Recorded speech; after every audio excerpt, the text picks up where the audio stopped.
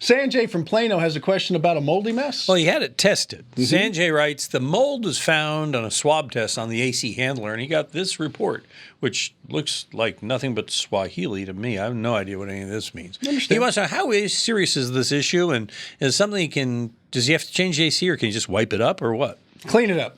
That's what I say on the AC. You just clean it up. You can use Consan. You can use bleach for that matter. Bleach is kind of smelly, so you got to be careful with it. But there's a lot of different products. In fact, after Hurricane Harvey, you saw products all on the shelves, all the mildicides and fungicides and stuff. That's all you have to do is just clean it up. Penicillium is not great mold for you to have in your home. I'm glad to see there was no Stachybotrys, but just clean it. Okay. In this case, if it's on the air conditioning handler or if it's on a register or people see the mildew around the registers, clean it up. Take the register down like Charlie does every month and wash it. Every month? It's every other weekend. Yes, of course. But you need to clean these things once in a while and make sure that everything is sealed nice. There's probably a seal problem around the air conditioner where the air is coming out and it's growing different things.